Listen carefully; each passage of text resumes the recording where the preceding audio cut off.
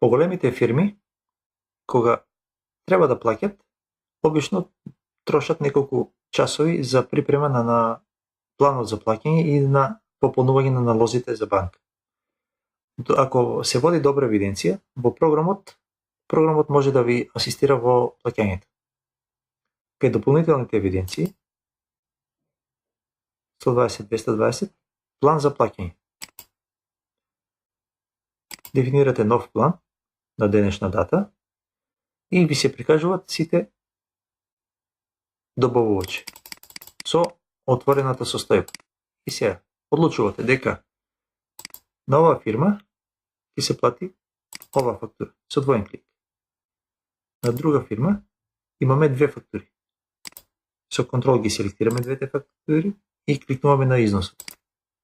Се префрлуваат долу износите и описите и сметките. Значи треба да се има добра евиденција за да се внесат претходно сметките на клиентите.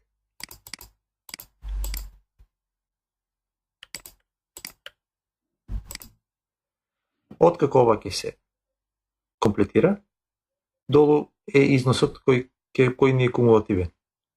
Следно треба да бираме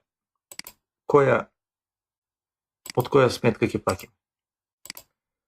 Според изборот на сметката може да се креира налог за банка. Ова беше за НЛБ банка, во кој ги има сите податци и овој файл може директно да се аплодира во системот за формирање на налозите, без потреба на рачно куцање на сите елементи. Или може ова плаќање да го експортираме во Excel за евентуално да си го анализираме или рачно ако сакаме да пополнуваме.